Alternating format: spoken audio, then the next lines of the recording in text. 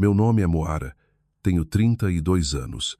Esta manhã, sentei-me diante de um advogado usando uma gravata de seda que custava mais do que um mês do meu aluguel. Ele empurrou um documento legal sobre a mesa de mogno, exigindo que eu assinasse a transferência da casa de veraneio do meu avô na represa. 2 anos, 730 dias, desde que meus próprios pais forjaram um laudo médico falso, dizendo a toda a cidade que eu era uma veterana mentalmente instável apenas para me deserdar. Nesses 2 anos, nem um único telefonema, nem uma mensagem para saber se eu estava viva ou morta. E agora, quando a preciosa garota de ouro deles faliu, eles me encontram. Não para pedir desculpas.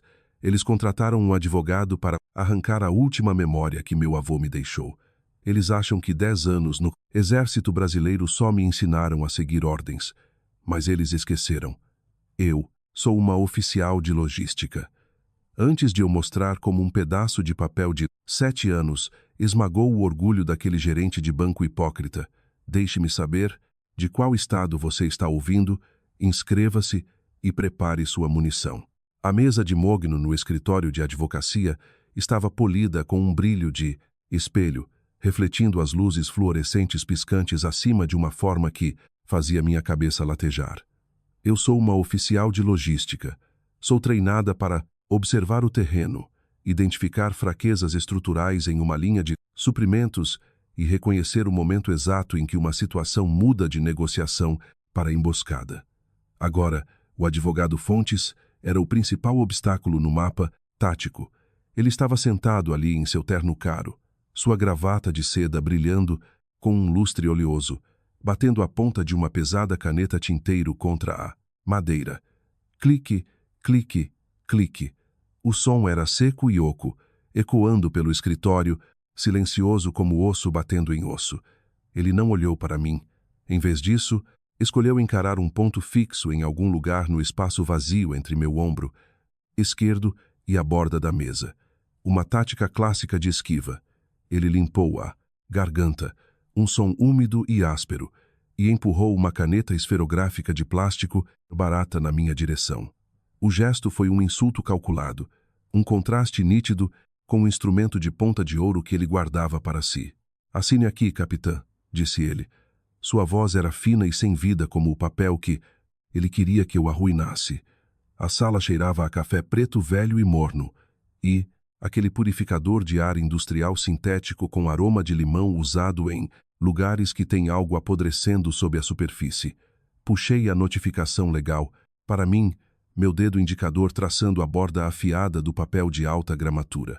As palavras escritura de renúncia de direitos estavam impressas em uma fonte negrita e sem alma no topo da página.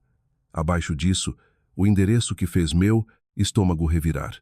Alameda dos Cedros, 14, o santuário do meu avô. No final da página, a assinatura já estava lá me esperando, zombando do meu silêncio. Osvaldo, meu pai. Ele havia assinado seu nome em uma tinta azul agressiva, pressionando tão forte na fibra que a ponta da caneta quase rasgou o papel. A indentação era tão profunda que atravessou para o verso, deixando uma cicatriz viva física no documento. Esse era o estilo de assinatura de Osvaldo, deixar um hematoma em tudo e em todos que tocava. Peguei meu telefone no bolso. A tela ganhou vida, a luz azul cortando a penumbra do escritório. Abri meu histórico de chamadas e naveguei até a barra de pesquisa. Digitei Osvaldo, sem resultados. Digitei Mirtes, vazio, 730 dias. Essa era a contagem exata e agonizante desde que as pessoas que me deram a vida falaram comigo pela última vez. 2 anos inteiros de silêncio total de rádio. Durante esses 730 dias, eles não ficaram parados. Enquanto eu reconstruía minha vida, eles estavam ocupados operando uma campanha de difamação em nosso pequeno círculo em Capitólio, Minas Gerais. Eles disseram ao grupo da igreja e aos vizinhos que eu estava instável, que as sombras do meu serviço militar haviam quebrado algo dentro de mim que não podia ser reparado. Eles usaram meu sacrifício como arma para justificar o abandono, transformando meu trauma em um motivo para me evitarem. No entanto, aqui estávamos. Eles não puderam dedicar um único minuto para saber do meu bem-estar, mas ficaram mais do que felizes em pagar R$ 500 por hora para um estranho liquidar a única coisa que me restava. Neste mundo, Fontes ajustou sua armação de grife com um tique nervoso na mão. Ele olhou para um bloco de notas amarelo, soltando um suspiro seco e ensaiado. Meu cliente, o Sr. Osvaldo, está finalizando uma linha de crédito com garantia imobiliária. Ele começou, sua voz assumindo o tom roteirizado e condescendente de um homem acostumado a menosprezar as pessoas. Ele precisa hipotecar a casa da represa para cobrir os custos catastróficos da liquidação da empresa de design de interiores de sua irmã, Loredana. Ele especificamente me pediu para transmitir uma mensagem para você, capitã. Ele disse que espera que você seja complacente, dada a difícil situação familiar. Complacente. A palavra parecia cobre enferrujado na minha boca. Para um soldado, complacência tem a ver com estrutura, segurança e confiança mútua. Para Osvaldo, era um código para subserviência. Era a coleira linguística que ele usou por 20 anos para me manter quieta enquanto Loredana era tratada como a garota de ouro. Loredana ganhava os carros novos, as aulas caras e a graça infinita para falhar em cada projeto de vaidade em que tocava. Agora, depois de queimar as economias de aposentadoria deles, ela estava tentando alcançar o legado do meu avô para cobrir seu desastre mais recente. A palavra família saindo da boca de Fontes soava como um insulto, um truque sujo usado por pessoas que só se lembravam da minha existência quando precisavam de um cheque assinado. Recostei-me na cadeira, de couro executiva, sentindo o material gemer sob meu peso. Forcei, deliberadamente, meus ombros a relaxarem, exalando a tensão fria que carreguei desde que entrei nesta armadilha. E então um som escapou da minha garganta. Uma risada. Foi seca, rouca, completamente desprovida de alegria. O som de uma pessoa que viu o fundo do poço e o encontrou cheio de cobras. Fontes recuou. Ele realmente deixou cair sua caneta tinteiro, que estalou alto no carpete. Ele me encarou com olhos arregalados e em pânico, como se os rumores de instabilidade mental estivessem finalmente se manifestando como um surto psicótico bem na frente dele. Ele achava que eu estava quebrando sob o peso de suas ameaças legais. Pensou que a pressão das exigências de Osvaldo finalmente havia rompido minha determinação militar.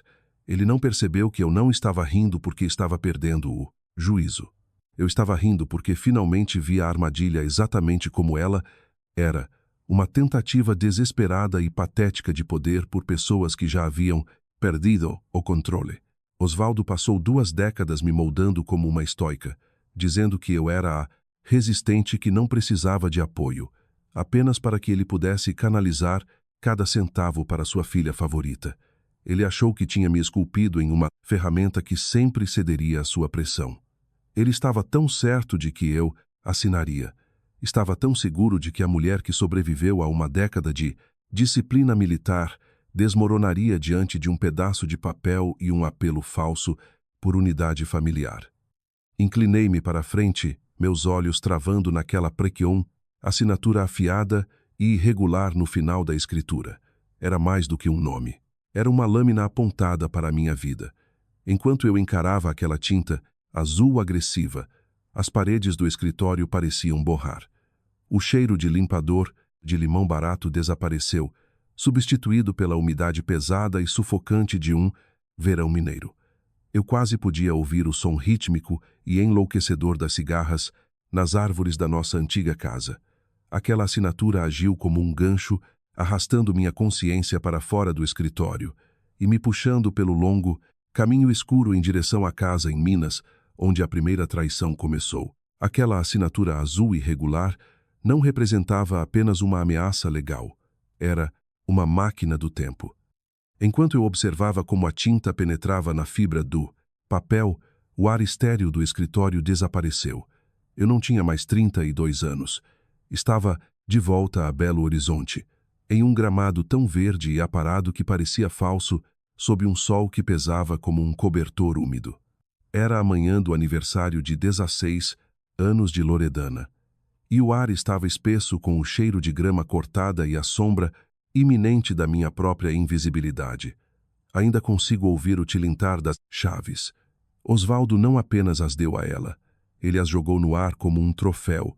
Elas tinham um enorme laço de fita de seda vermelha. Loredana as pegou, seu cabelo, loiro brilhando na luz, e soltou um grito que provavelmente foi ouvido no bairro vizinho. Atrás dela estava um Volkswagen Jetta cinza fosco zerinho.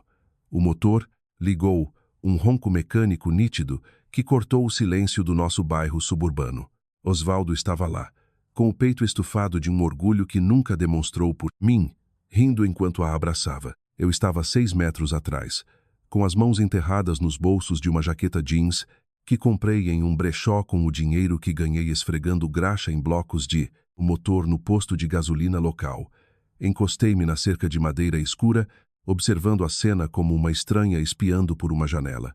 Imaginei como seria o cheiro do interior daquele carro. Sabia que era couro fresco e cheiro de carro novo, mas nunca saberia com certeza. Durante todo aquele ano, nunca fui convidada a sentar no banco do passageiro.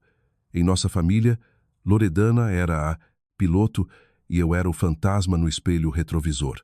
Meu próprio aniversário de 16 anos, 3 anos antes, fora um evento bem diferente. Não houve chaves.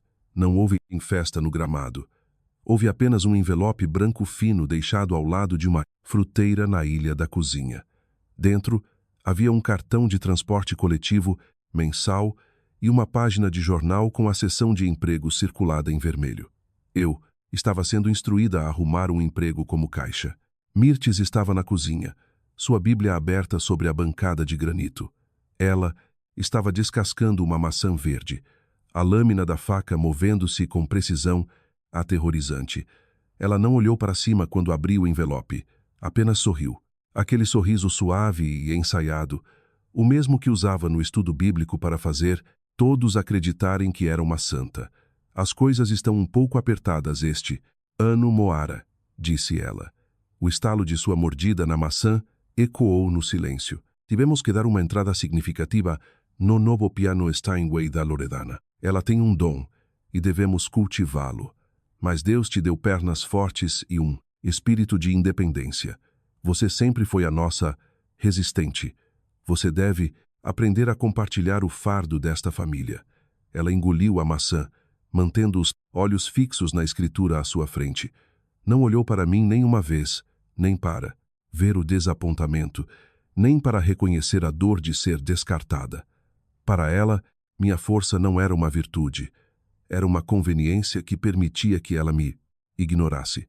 Eu era uma criança de vidro, perfeitamente transparente, existindo apenas para refletir a luz sobre sua filha de ouro. A palavra resistente tornou-se o feitiço que Osvaldo usou para me trancar fora do tesouro da família.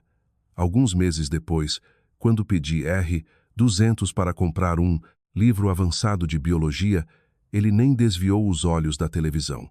Estava sentado em seu sofá de couro, pernas cruzadas, olhos fixos nos números oscilantes do mercado de ações no jornal. Loredana é sensível, Moara. Ela precisa de um sistema de apoio. Precisa se sentir segura para praticar sua música, ele murmurou, voz fria e final. Mas você é uma sobrevivente. Você é como um cacto do sertão. Poderia ser jogada no meio do nada e daria um jeito de florescer. Você não precisa da água que damos a ela. Aquele foi o momento em que percebi que, aos olhos dele, eu não era uma filha. Eu era uma peça de equipamento que não exigia manutenção. Eu era um ativo autossustentável, que não lhe custava nada. Ser resistente significava que eu não valia um único centavo de seus recursos.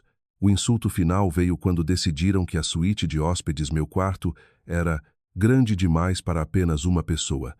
Eles precisavam de uma sala de música dedicada para o piano de cauda de Loredana. Fui instruída a mudar minha vida para o pequeno quarto de serviço sem janelas ao lado da área de lavanderia. Lembro-me de deitar naquele quarto às 2 da manhã.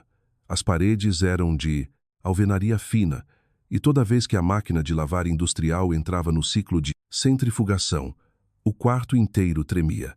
O tambor de metal batia contra a parede, logo atrás da minha cabeça. Um baque rítmico e violento que fazia meus dentes chacoalharem. Eu puxava o cobertor de lã fino sobre a cabeça, mordendo o lábio inferior até sentir gosto de sangue apenas para não chorar. Recusei-me a dar a curvacin ves ACG, eles a satisfação de uma única lágrima. Se eles queriam que eu fosse um cacto, eu seria o mais espinhoso que já tivessem tocado. Encarei aquelas paredes, vibrantes, e fiz uma promessa ao ritmo da máquina. Prometi a mim mesma que sairia de Belo Horizonte. Encontraria um mundo onde a resiliência fosse uma medalha de honra, não uma desculpa para o abandono. Eu ganharia meu próprio caminho e um dia vestiria um fardamento que comandasse o respeito que meu próprio pai se recusava a me dar. Antes de continuarmos para o dia em que finalmente escapei daquela casa, quero te perguntar uma coisa. Você já foi o invisível na sua família? Já teve sua força usada como desculpa para as pessoas pararem de se importar com suas necessidades? Se você já se sentiu como se estivesse do lado de fora da sua própria vida, por favor, curta o vídeo para apoiar esta história e comente eu. Te vejo abaixo. É uma pequena forma de deixar os outros nesta comunidade saberem que não estão sozinhos em seu silêncio. De volta ao escritório de advocacia, desviei o olhar da escritura. Minha mão estava firme, mas meu coração era uma pedra fria e dura.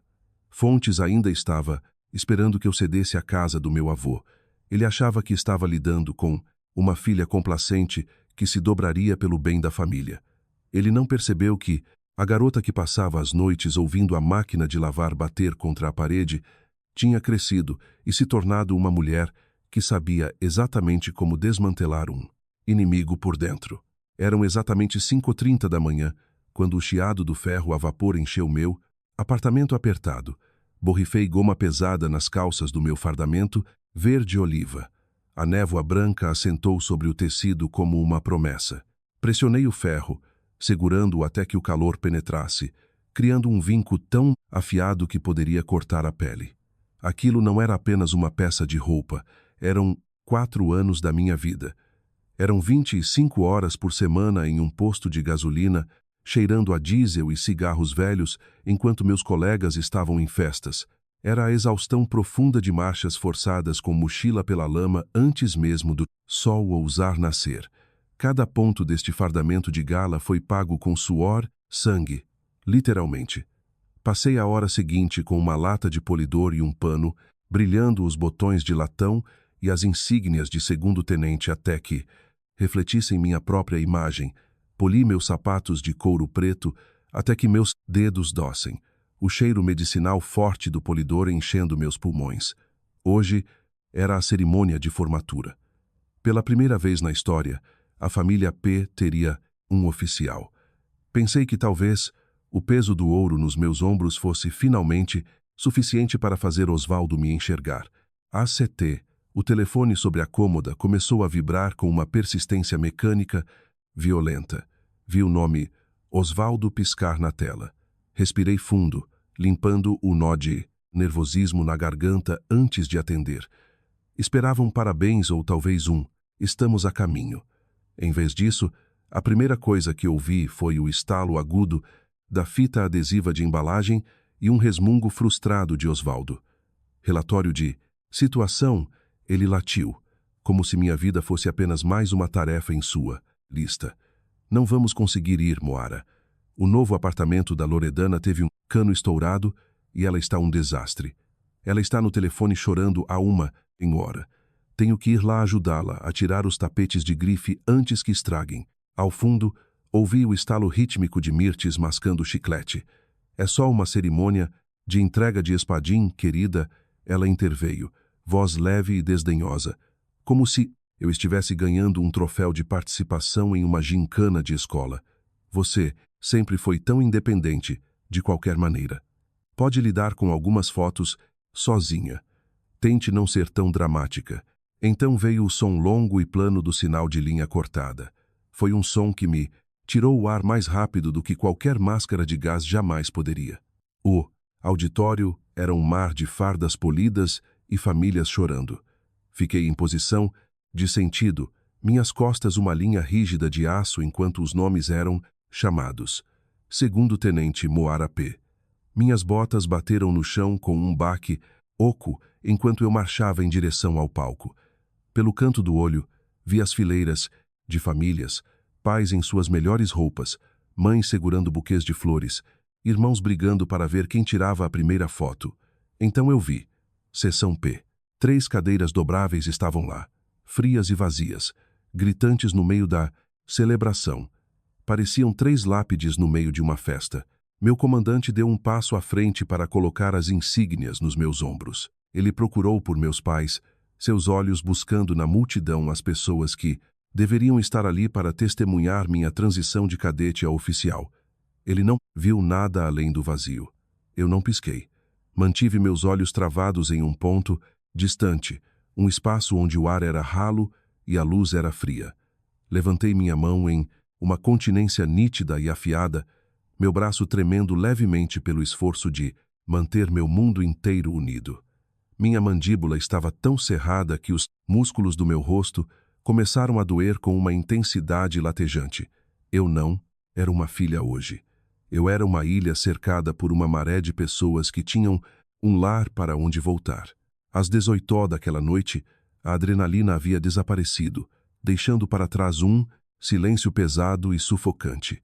Sentei-me no chão do meu quarto, ainda fardada, e comecei a desamarrar meus coturnos. Joguei-os no canto, o som do couro batendo no chão ecoando como um tiro. O telefone tocou novamente. Quase não atendi, mas então vi o identificador. Arnóbio, meu avô. Sua voz veio pela linha, rouca e interrompida por uma tosse seca que me dizia que os anos estavam cobrando o seu preço. Moara, eu vi a foto que você mandou, sussurrou ele, a voz carregada de um orgulho que fez meus olhos queimarem. Você parece formidável, garota. Realmente impecável. Ele pausou, a respiração falhando.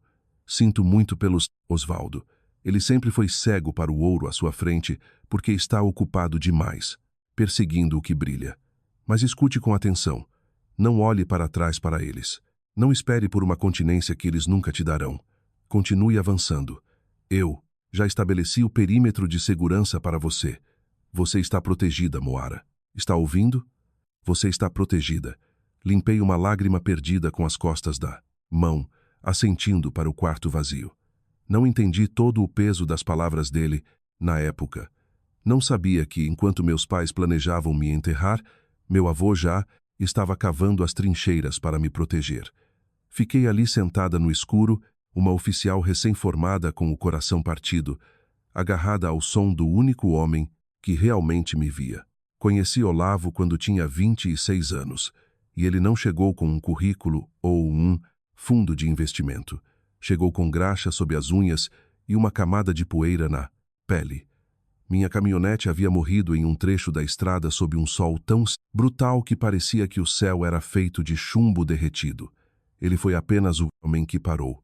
Um estranho que não pediu nada antes de se enfiar debaixo do chassi.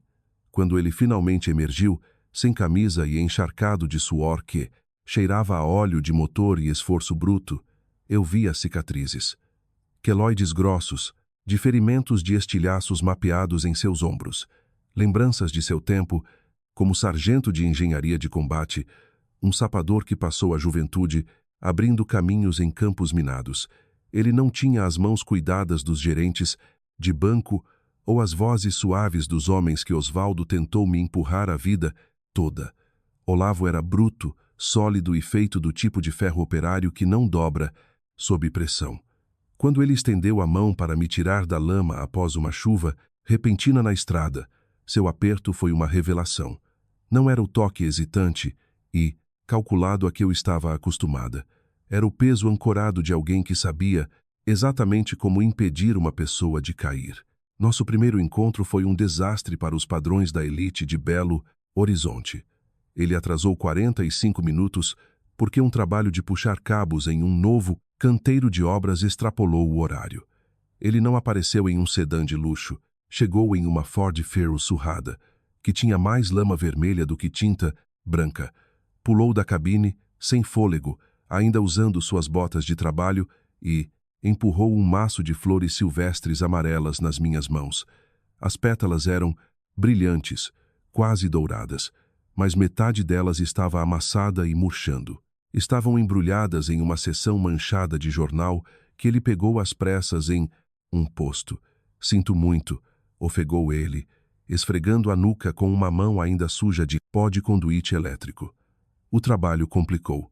Peguei estas na beira da estrada porque não queria chegar de mãos vazias.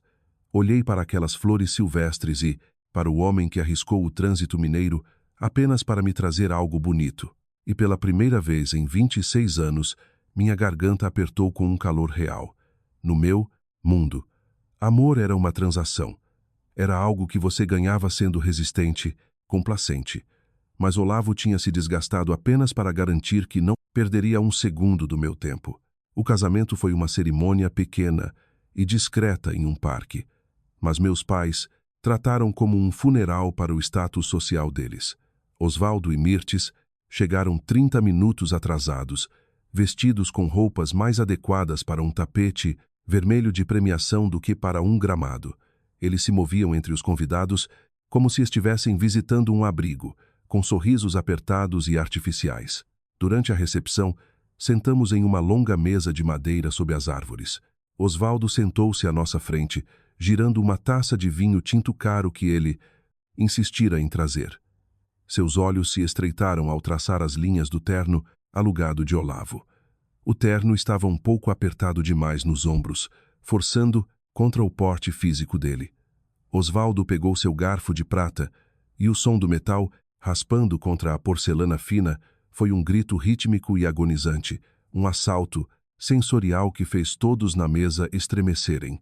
Então Olavo começou Osvaldo, voz gotejando aquela condescendência de alta sociedade que sempre precedia um ataque. Eletricista residencial, escolha interessante para um veterano.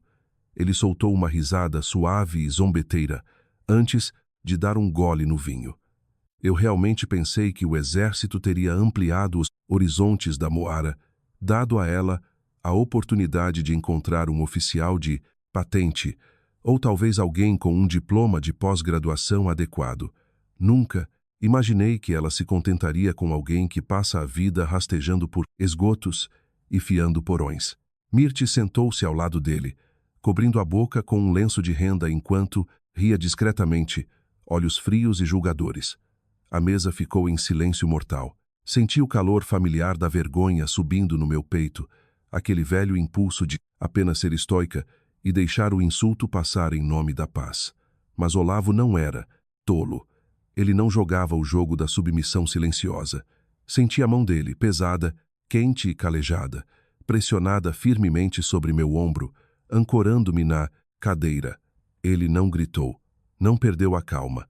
Simplesmente pegou seu copo de cerveja e o colocou sobre a mesa de madeira com um baque lento e deliberado que soou como um martelo de juiz. Inclinou-se para a frente, os olhos queimando com uma intensidade escura e perigosa enquanto travava no rosto do meu pai. Escute bem, Sr. Osvaldo, disse Olavo, voz baixa e vibrando com um nível de autoridade que fez os pelos dos meus braços se arrepiarem. Eu não dou a mínima se você respeita o trabalho que eu faço. Minhas mãos estão sujas para que minha vida possa ser limpa e eu durmo muito bem à noite. Ele se inclinou ainda mais, sua sombra caindo sobre o prato do meu pai. Mas, a partir deste momento, você respeitará minha esposa. Você falará com ela com a dignidade que ela conquistou, fardada. Ou eu pessoalmente fecharei a porta deste relacionamento e a trancarei por dentro. Osvaldo congelou, a boca levemente aberta, a taça de vinho tremendo na mão enquanto o sorriso presunçoso desaparecia. Ele olhou para Olavo e viu, pela primeira vez, um homem que não conseguia intimidar com um extrato bancário ou um versículo bíblico. O ar entre eles estava espesso com um novo tipo de tensão, a declaração de uma guerra psicológica que estava sendo gestada há décadas. Enquanto estávamos sentados ali sob a luz mineira que desaparecia, percebi que meu avô estava certo. Ele estabeleceu o perímetro, mas Olavo era quem ia segurar a linha. Eu não era mais uma ilha. tinha um aliado disposto a sujar as mãos para proteger minha paz. E eu sabia, olhando para a fúria nos olhos do meu pai, que os P nunca nos perdoariam por isso. A licença de final de ano deveria ser uma pausa estratégica na hostilidade de longa data da casa dos meus pais, um tempo designado para as engrenagens da vida familiar resetarem.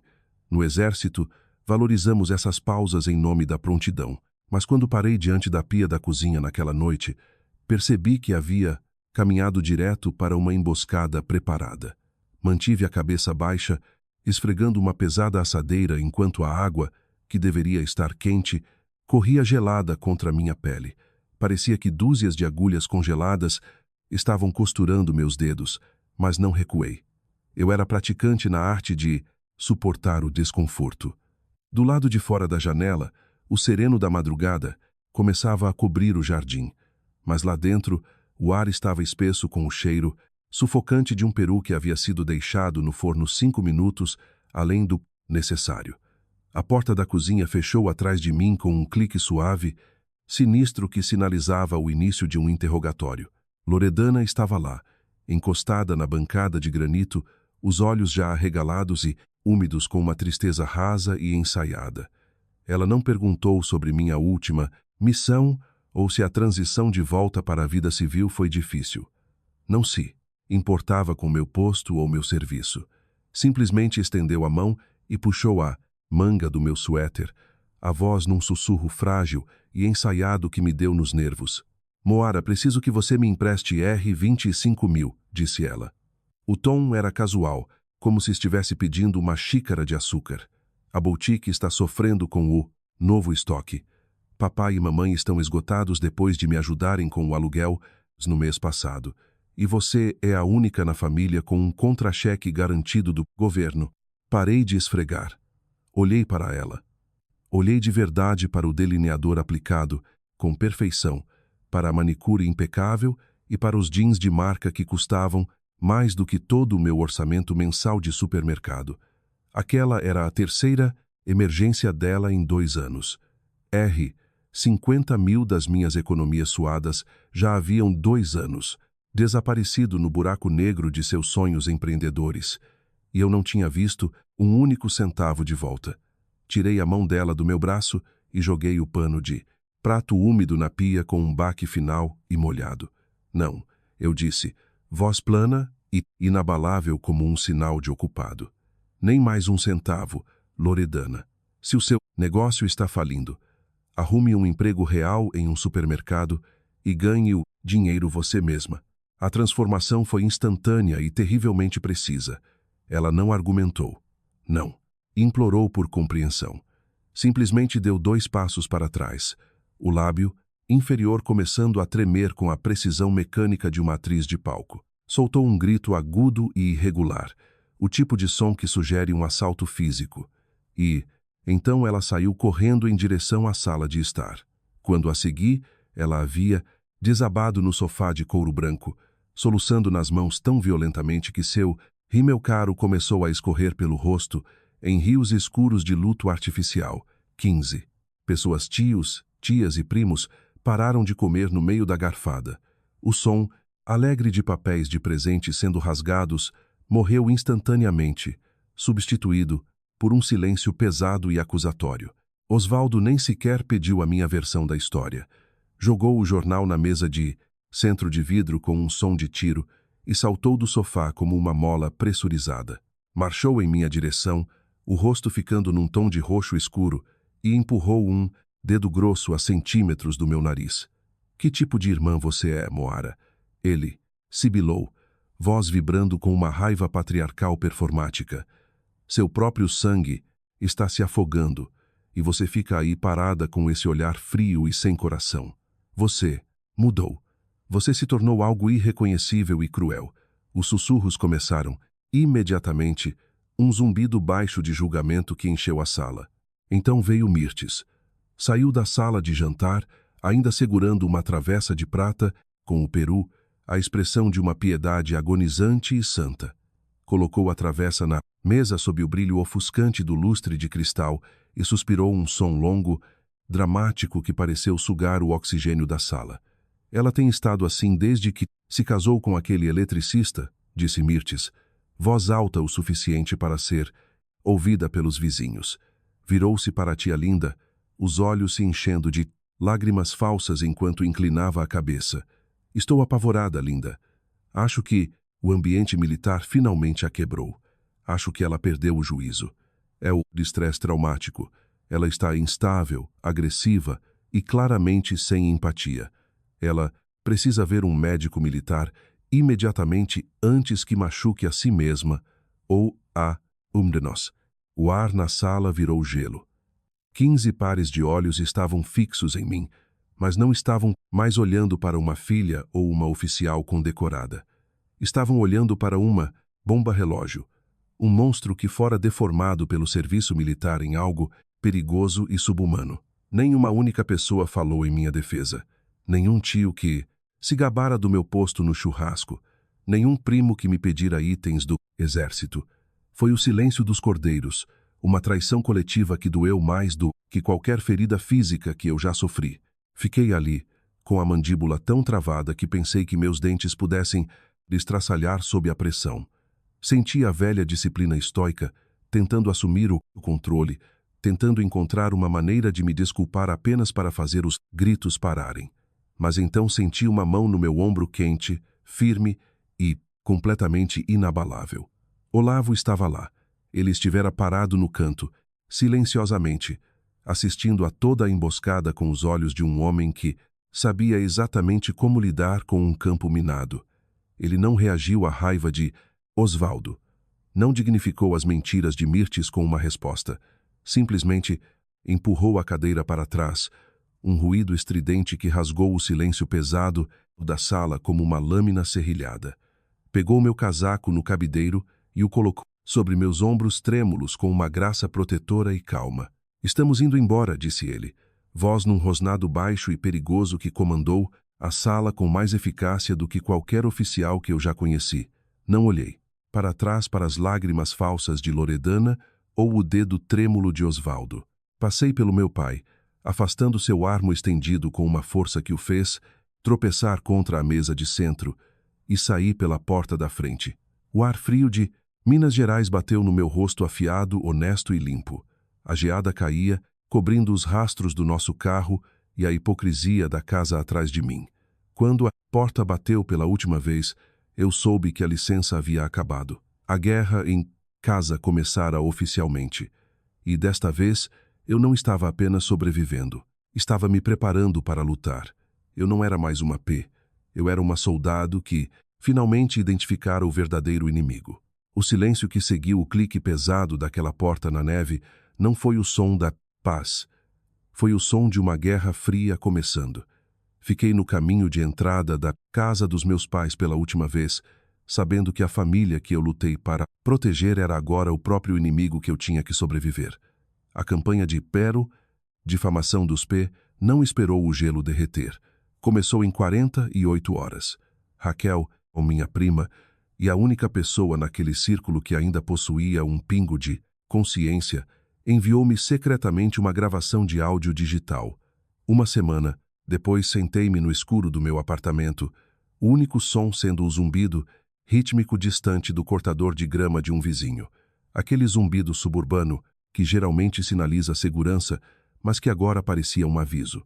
Dei o play. A voz de Osvaldo estalou no alto-falante nasal e aguda, vibrando com o tremor ensaiado de um pai sofredor. Ele estava falando com o seu Juca, o dono do posto de gasolina onde trabalhei 60 horas por semana para pagar minha própria faculdade. Juca, é o Osvaldo. Tudo bem? Começou ele, voz gotejando. Uma tristeza falsa e pesada. Estou ligando porque estou apavorado pela Moara. Ela está tão instável desde que voltou. O exército mudou ela, Juca. A saúde mental dela está em um lugar sombrio, e achamos que ela pode ser um perigo para si mesma ou para as pessoas ao redor dela. Só achei que você deveria saber, caso ela apareça procurando o antigo turno dela de volta. Ele não estava checando como eu estava envenenando o poço, estava usando como arma o próprio serviço do qual eu me orgulhava, usando a palavra instável como um escalpelo para cortar minha capacidade de ganhar a vida. Ele me queria sem teto. Me queria passando fome para que eu eventualmente rastejasse de volta para Belo Horizonte de joelhos, implorando por sua misericórdia e seu perdão. O copo que eu segurava não apenas escorregou, eu o esmaguei. Os cacos morderam minha palma, mas não senti a dor, apenas o gosto metálico frio da fúria subindo na garganta. Não liguei para ele para gritar. Não dei a ele a satisfação de uma reação emocional.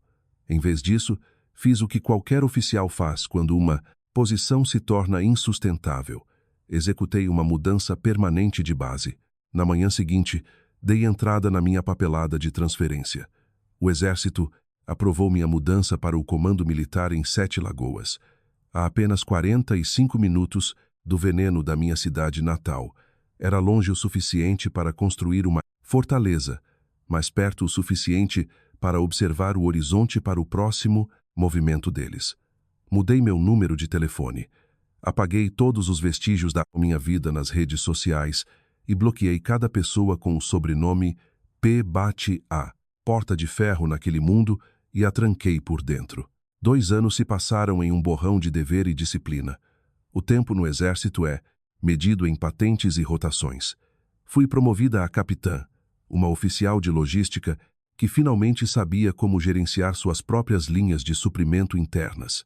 Olavo, meu porto seguro, permaneceu ao meu lado, suas mãos calejadas construindo a fundação de uma vida que meus pais não podiam tocar. Ele ganhou 2 grandes contratos elétricos para o município e, juntos, compramos um pequeno pedaço de terra. Não contratamos uma equipe. Nós mesmos colocamos as telhas no calor mineiro. Puxamos a fiação de cobre juntos. À noite, eu sentava em nossa nova varanda, o cheiro de pinho fresco misturando-se com o cheiro das roupas de trabalho de Olavo. Óleo, suor e trabalho honesto. Sentava ali com uma escova dura, esfregando a lama seca das minhas botas de combate. Às vezes, ouvia a risada de um vizinho em um churrasco, ouvia um pai ensinando a filha a andar de bicicleta, e o sal de uma lágrima perdida atingia o canto da minha boca. A ferida de ser descartada pelo seu próprio sangue nunca fecha verdadeiramente. Apenas se torna uma cicatriz com a qual você aprende a viver. Mas o silêncio do meu novo lar me permitia respirar. Eu não precisava mais dormir com um olho aberto, esperando pela próxima facada nas costas. Mas essa paz foi estilhaçada esta manhã. Meu foco voltou para o presente, para o escritório estéril e cheio de mogno do advogado Fontes. O cheiro do purificador, de ar de limão barato, era repentinamente sufocante de novo. Meus olhos voltaram para a escritura sobre a mesa. Encarei a assinatura de Osvaldo, aquela tinta irregular e movida pelo ego que parecia uma fileira de dentes quebrados.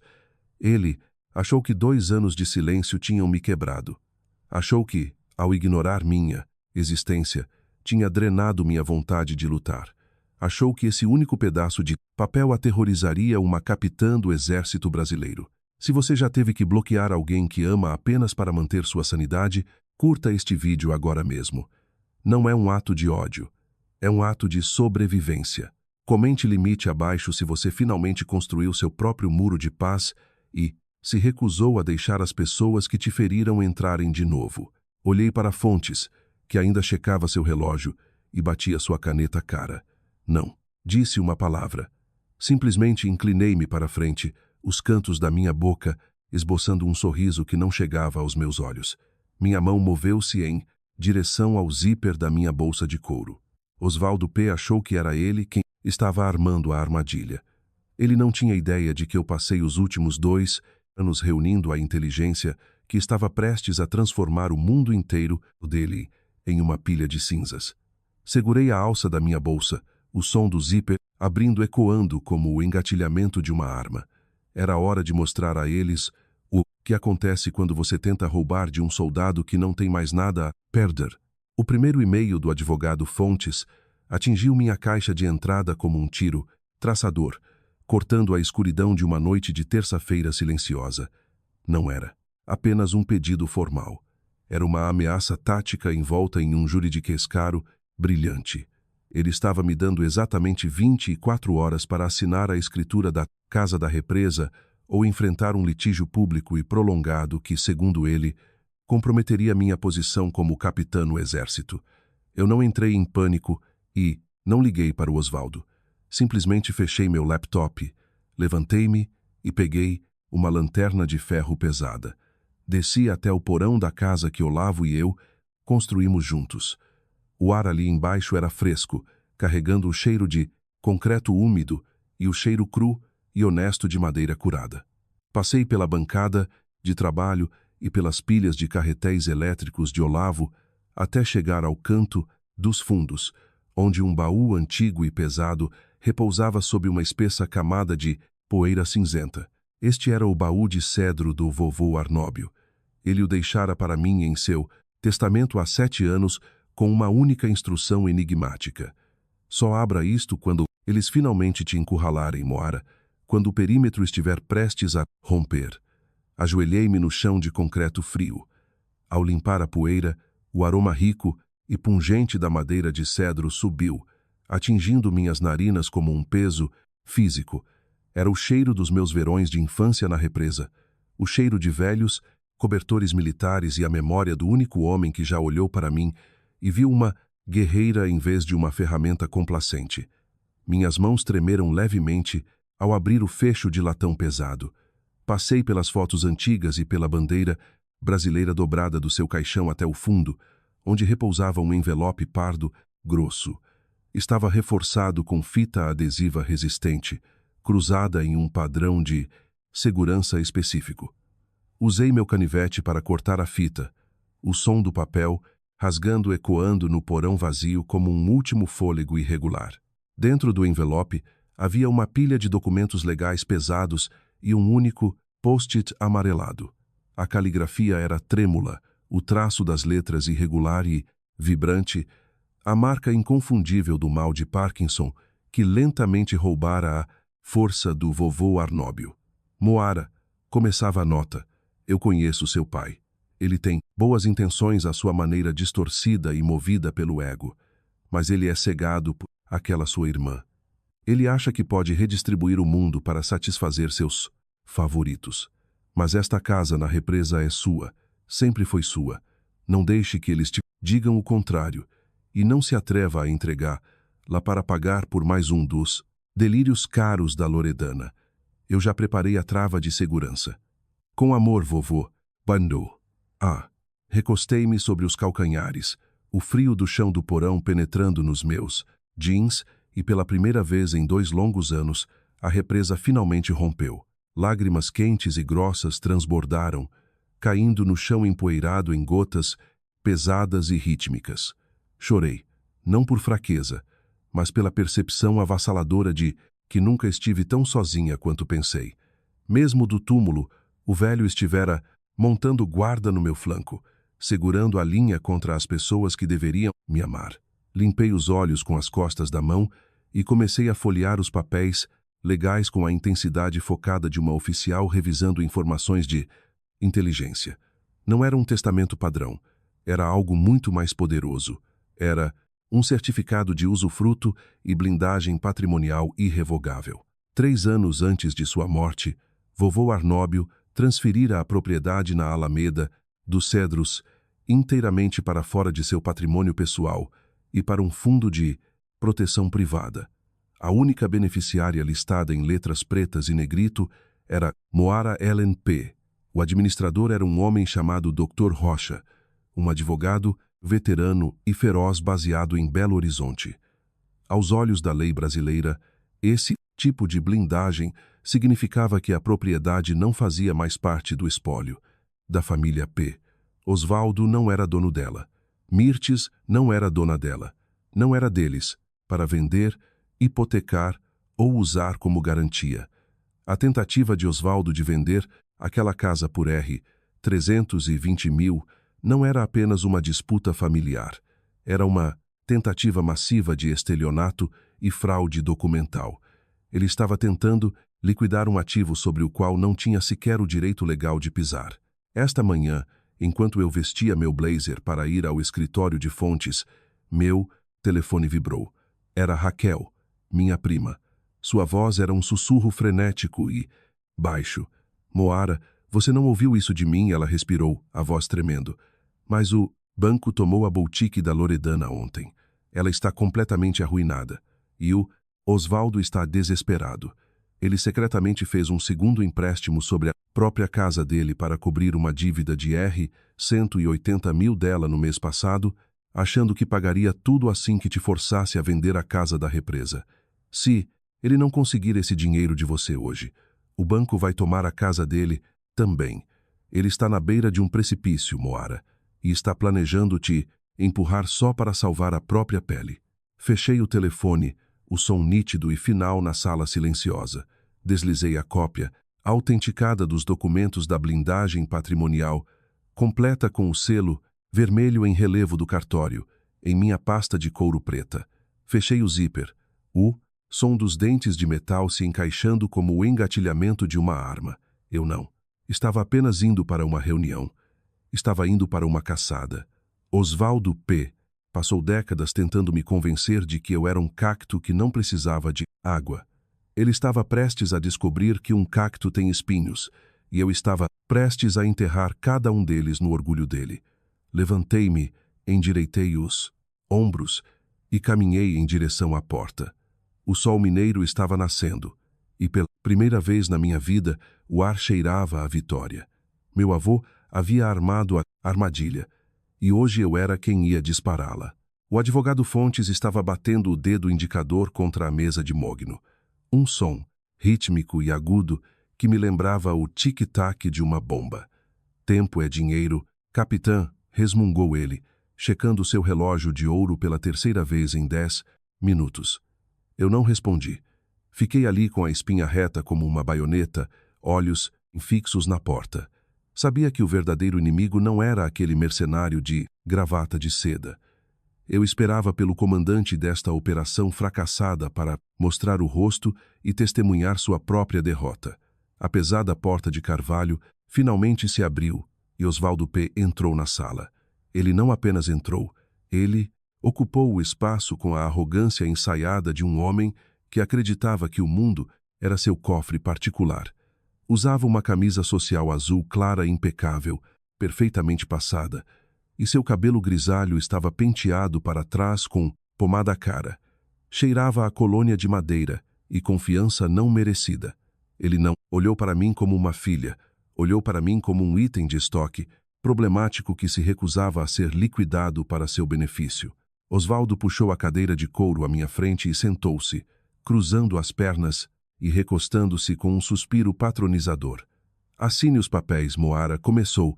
Ele, voz carregada daquela falsa preocupação paterna que costumava me desmoronar quando eu era criança.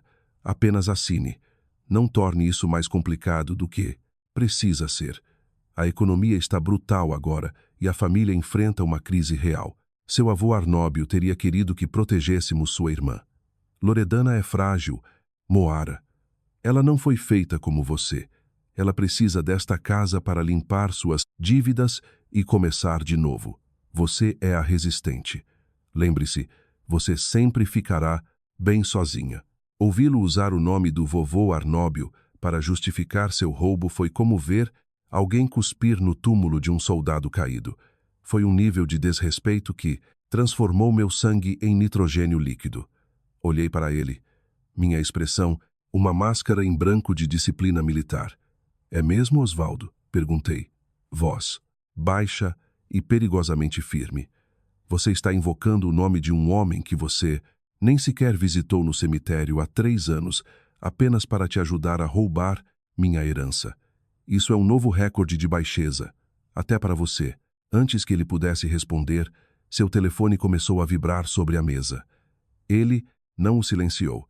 Em vez disso, deu um sorriso de lado e apertou o botão do Viva Voz, deslizando o dispositivo para o centro da mesa como um peão em um jogo de xadrez. A voz de Loredana irrompeu na sala, aguda e irritante, ecoando na madeira cara. Pai, ela já assinou? Lamentou ela, voz carregada de lágrimas nasais forçadas. O banco ligou de novo esta manhã. Estão ameaçando ir na boutique. Por favor, me diga que ela assinou. Diga a ela que é pela família. Ela sempre cede quando você fala de família. Pai, diga que vou perder tudo se ela não fizer isso. Osvaldo olhou para mim, olhos frios e calculistas, apreciando a performance. Você ouviu, Moara? Isso não é mais um pedido. Se você não assinar essa escritura agora mesmo, já instruiu Fontes a entrar com os papéis no fórum.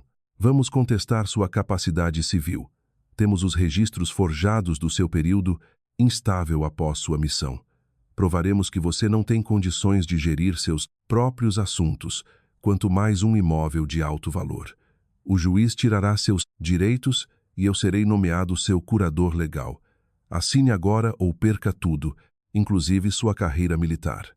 Ele estava usando a carta da saúde mental como arma de novo, tentando enterrar minha reputação sob o peso de suas mentiras. Achava que a ameaça de um escândalo público faria uma capitã do exército recuar.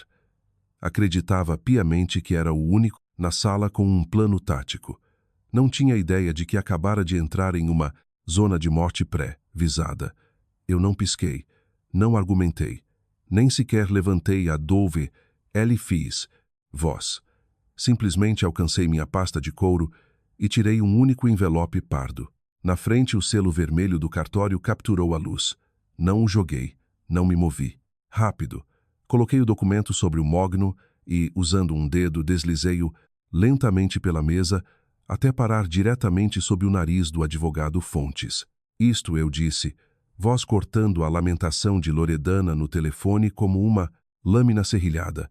É uma cópia autenticada da escritura de usufruto e proteção patrimonial irrevogável estabelecida por Arnóbio P. há 7 anos. A propriedade, na Alameda dos Cedros, foi movida para este fundo 3 anos antes de ele falecer. Eu sou a única beneficiária. O administrador não é você, Osvaldo. É o Dr. Rocha, em Belo Horizonte. A sala ficou tão silenciosa que eu podia ouvir o zumbido do ar-condicionado. A mão de Fontes tremia ao alcançar o documento. Ele o puxou para si, olhos disparando pelas páginas com intensidade frenética. Tirou os óculos, o rosto ficando num tom doentio de cinza ao perceber a magnitude da situação. Osvaldo, enquanto isso, ainda ostentava aquele sorriso de camisa polo cara, embora estivesse começando a desfiar nas bordas. O que é isso? Subindo de tom. Alguma bobagem militar falsa? Eu tenho a escritura no meu nome. Eu conferi anos atrás. Fontes olhou para cima e, pela primeira vez, parecia verdadeiramente aterrorizado pela mulher sentada à sua frente. Senhor Osvaldo, fique quieto, sussurrou o advogado, voz falhando em um pânico nada profissional. Isto é uma blindagem irrevogável. Se isso for legítimo, e parece ser, o senhor nunca foi dono da Alameda dos Cedros. 14. Nunca fez parte do espólio que o senhor herdou. Foi legalmente separado do seu alcance há quase uma década. O rosto de Osvaldo passou de um roxo arrogante para um branco translúcido, mortal. Ele avançou, arrancando o papel das mãos de Fontes, olhos selvagens, enquanto escaneavam o texto em negrito. Isso é impossível, gritou ele. O som, finalmente quebrando sua fachada cara. O velho estava senil. Ele não poderia ter feito isso pelas minhas costas. Ele não tinha cérebro para armar isso. Inclinei-me para a frente, colocando os cotovelos na mesa e entrelaçando os dedos. Esperei até que seus olhos encontrassem os meus. Olhos que agora estavam cheios do terror frenético e desesperado de um homem que percebeu que o chão acabara de desaparecer sob seus pés. Ele não fez pelas suas costas, Osvaldo, eu disse, minhas palavras caindo como pedras pesadas em um lago parado. Ele fez para me proteger de você. Ele sabia exatamente quem você era. Sabia que no momento em que ele partisse, você tentaria me sugar até o fim para alimentar a vaidade da Loredana. Ele preparou a trava de segurança há 7 anos e você acabou de puxar o gatilho contra si mesmo. Você não apenas mentiu para mim, Osvaldo. Você tentou vender um ativo que não te pertence por R$ 320 mil. Neste estado, isso não é briga de família, é estelionato qualificado e fraude financeira. E há 10 Minutos, o Dr. Rocha já notificou o Ministério Público. Osvaldo desabou na cadeira de couro. A camisa polo de grife subitamente parecia 3 números maior para ele. O monumento patriarcal que ele construíra sobre mentiras não apenas caiu, estilhaçou-se em 1 milhão de pedaços de papel inútil. Loredana ainda estava chorando no telefone. Sua voz um guincho distante, patético, mas ninguém mais ouvia. Levantei-me, segurei minha pasta e olhei para o homem quebrado que costumava ser meu pai. Cheque mate, Osvaldo, sussurrei. Você deveria ter checado o perímetro antes de começar uma guerra com a oficial de logística. A notificação da minha vizinha, Dona Margarida, chegou às 16 daquela tarde. Era um texto curto e frenético com uma foto borrada anexada. O SUV prata de Osvaldo e o conversível branco de Loredana estavam estacionados de qualquer jeito no gramado da casa da represa, pisoteando a grama que eu preservara. Eles tinham usado a velha chave reserva de emergência escondida sob o deck, uma chave que eu esquecera para entrar pela porta da frente e começar uma ocupação ilegal da minha propriedade. Às 17, Loredana já havia postado uma foto no Facebook. Estava sentada na cadeira de madeira esculpida à mão pelo vovô Arnóbio no deck, segurando uma taça de chardonnay caro com um sorriso sereno e falso. Sua legenda dizia: tempo em família na represa. Não importa quem tente nos separar, sangue é mais grosso que água. Finalmente em casa. Eles não estavam apenas visitando. Estavam se entrincheirando como uma força hostil. Achavam que, por estarem fisicamente lá, poderiam invocar alguma versão distorcida de direitos de posse, ou, mais provavelmente, me envergonhar até um acordo. Acreditavam que, se fizessem barulho suficiente sobre unidade familiar, eu eventualmente entregaria as chaves e a escritura apenas para acabar com a dor de cabeça. Passaram décadas apostando na minha resiliência, assumindo que eu seria sempre a única a dobrar para que eles não precisassem quebrar. Olavo estava ao meu lado na cozinha, enquanto eu olhava para a tela, seus dedos manchados de graxa e sua mandíbula travada em uma linha dura e perigosa. Ele segurava uma chave inglesa pesada com tanta força que os nós dos dedos estavam brancos. Como você quer executar isso, Moara? Perguntou ele, voz baixa e vibrando com uma fúria protetora. Podemos dirigir até lá agora mesmo e remover-los fisicamente. Balancei a cabeça, olhos frios e fixos na imagem de Loredana, sentada na cadeira do meu avô. Não, eu disse, voz afiada como uma baioneta. Não sujamos nossas mãos. Usamos o sistema que o vovô construiu para nos proteger. Vamos realizar um ataque aéreo legal.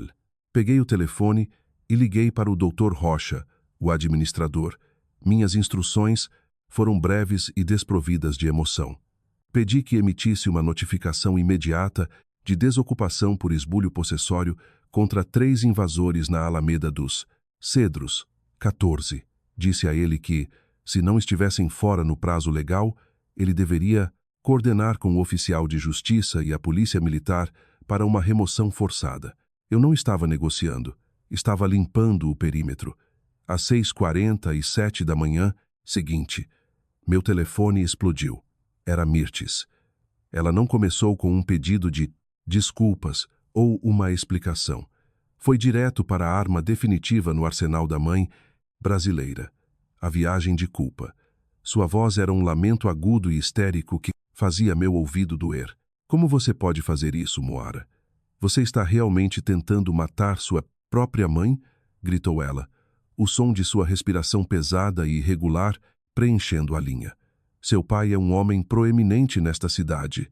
Você vai humilhá-lo na frente de todos.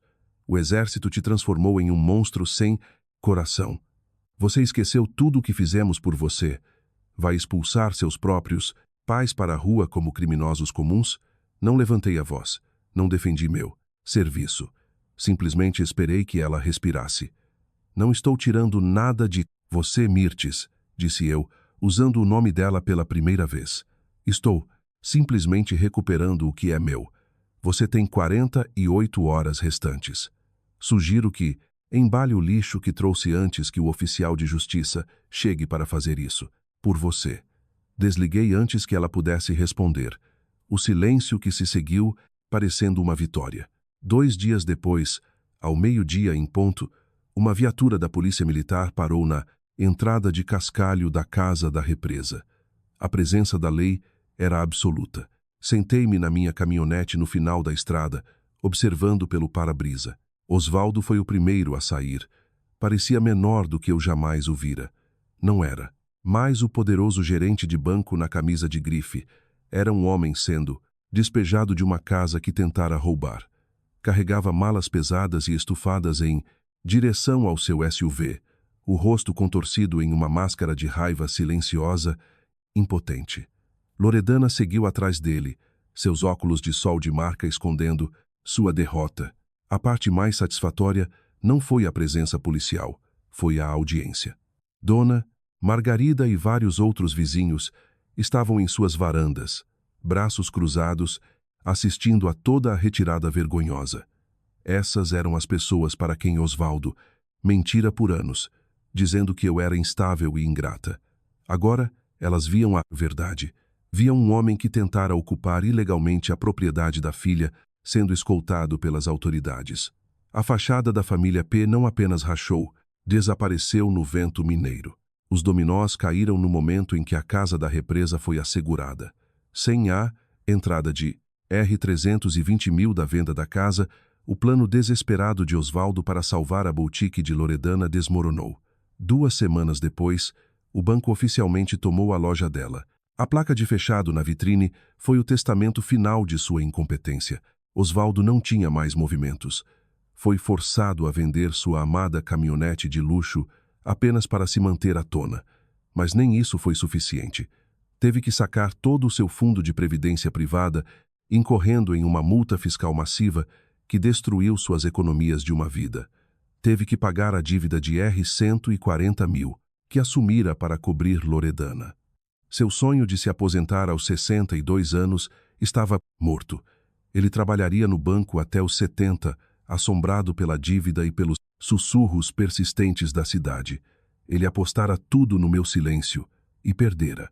Eu estava finalmente livre das sombras e os P estavam finalmente vivendo na realidade que construíram para si mesmos. O ar na Alameda dos Cedros, 14, finalmente tinha gosto de oxigênio novamente. 1 semana depois que a polícia escoltou o último resquício da toxicidade dos P para fora do local, Olavo e eu voltamos para começar o trabalho real de reclamação. A casa parecia assombrada, não por fantasmas, mas pelo resíduo oleoso de pessoas que não pertenciam ali. Passamos as primeiras 48 horas arrancando o papel de parede floral berrante que Loredana colara sobre a madeira original, uma tentativa desesperada de marcar território em uma terra que nunca conquistou. Cada tira de papel que eu removia parecia uma camada de pele sendo curada. Por baixo dos padrões artificiais, o pinho robusto e honesto ainda estava lá, esperando pela luz. Na tarde de sábado, encontrei-me no canto dos fundos da garagem empoeirada. Era um espaço que Osvaldo ignorara porque não continha nada que ele pudesse vender. Entre ferramentas de jardinagem enferrujadas e teias de aranha, avistei uma caixa de papelão danificada pela umidade. Dentro, enterrado sob velhas declarações de imposto, estava um álbum de fotos encadernado em couro que eu não via desde os 10 anos de idade. Ao levantar a capa pesada, uma única fotografia solta deslizou e caiu no chão de concreto. Peguei-a e minha respiração parou. Era uma Polaroid de 1998. Eu tinha 6 anos, sentada no alto dos ombros largos do vovô Arnóbio, minhas mãos pequenas agarrando as orelhas dele para manter o equilíbrio. Eu segurava uma vara de pescar de plástico amarelo brilhante, e ele estava rindo uma gargalhada larga e genuína, que eu quase podia ouvir através da tinta desbotada. Ele segurava minhas pernas com força, garantindo que eu não caísse. Por 2 décadas, meus pais tentaram me convencer de que eu era uma personagem secundária, um plano B, um cacto que não precisava de água. Mas aquela foto era a única inteligência que eu precisava para desmascarar suas mentiras. Eu não nasci para ser uma ferramenta.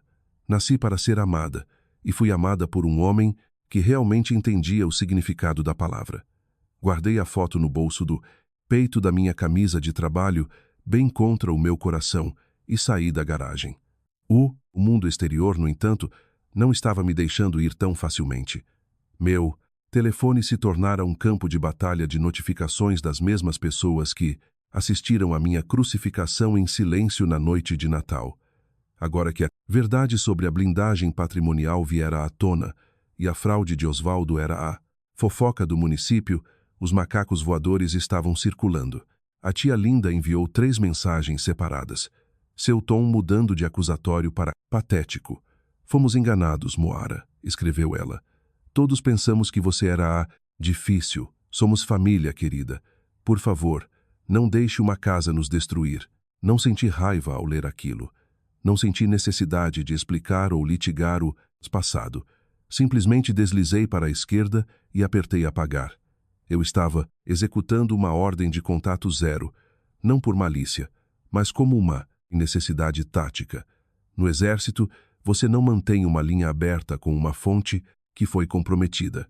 Naquela noite, sentei-me à pequena mesa da cozinha e peguei uma folha de papel, de carta.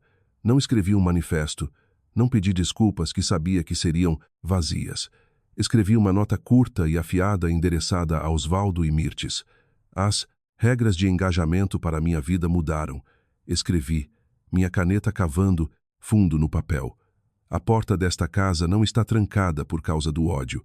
Está trancada porque é um santuário para aqueles que oferecem respeito e verdade.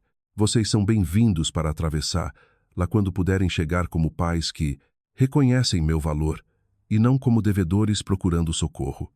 Até lá, o perímetro permanece fechado. Selei o envelope, coloquei um selo e levei-o até a caixa de correio. Levantei a bandeira vermelha. A mensagem fora enviada. Olavo me esperava na varanda, encostado no corrimão, enquanto observava os carpinteiros locais terminando de consertar os degraus de madeira que Osvaldo riscara durante sua saída. Ele caminhou até mim e me abraçou, o queixo apoiado no meu ombro. Sua presença era um calor constante e aterrado que me lembrava que eu construí meu próprio pelotão do zero. Eles ainda vão te chamar de vilã desta história. Você sabe disso, sussurrou ele.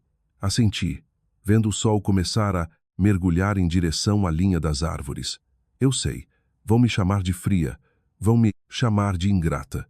Provavelmente dirão a toda a cidade que sou a louca que expulsou os pais idosos. Isso te incomoda? Perguntou ele. Olhei para o posto de sentinela que eu estabelecera os limites físicos e emocionais que agora protegiam minha paz. Não, eu disse, e pela primeira vez eu falava sério. Um limite não é um muro, construído por ódio, Olavo. É um posto de guarda, e eu sou a única que detém as chaves. Passei 28 anos tentando ganhar um lugar na mesa deles. Finalmente, percebi que sou dona da represa inteira. Caminhei pelo gramado inclinado, passando pelos pinheiros, até que minhas botas atingissem a madeira desgastada do trapiche. A represa era um espelho refletindo os roxos profundos e laranjas ardentes do pôr do sol mineiro. Sentei-me na cadeira verde do vovô Arnóbio, aquela que Loredana tentara reivindicar e senti a brisa fresca da água no meu rosto. Dei um gole lento no chá fumegante, calor espalhando-se pelo meu peito. Eu sou a capitã Moara P. Sou esposa. Sou proprietária. Sou uma sobrevivente. Eles me chamavam de resistente porque achavam que isso significava que eu poderia aguentar uma quantidade infinita de abuso e continuar de pé. Eles estavam errados. Minha resiliência não era uma licença para a crueldade deles. Era o combustível que eu precisava para queimar as pontes deles e construir minha própria ponte para a luz. Observei o último vestígio do sol desaparecer atrás das colinas, deixando um rastro de ouro na água. A guerra acabara. O perímetro estava seguro e, pela primeira vez na minha vida, eu estava exatamente onde deveria estar. Eu estava em casa. Ao fecharmos o livro sobre a capitã Moara P, quero compartilhar uma lição vital que esta história deixa para trás. A verdadeira resiliência não se trata apenas da sua capacidade de absorver golpes. Trata-se da coragem estratégica de desenhar uma linha na areia. A jornada de Moara provou que família é um título conquistado através do respeito mútuo, não um direito biológico para explorar ou destruir. Escolher sua saúde mental em vez de laços genéticos tóxicos não é um ato de ódio, é o ato final de autopreservação. Acredito que seu valor nunca é definido por aqueles que não conseguem enxergá-lo, mas pela paz que você se recusa a deixar que eles quebrem. Moara finalmente assegurou seu perímetro e encontrou seu lar. E agora eu quero ouvir dos verdadeiros heróis. Você. Você está atualmente segurando as chaves do seu próprio posto de sentinela ou ainda está lutando para construir esses limites necessários? Quero que este canal seja um santuário para os resistentes. Se este final te deu forças para se manter erguido, curta este vídeo agora mesmo. Você acredita que o contato zero é a forma definitiva de autocuidado?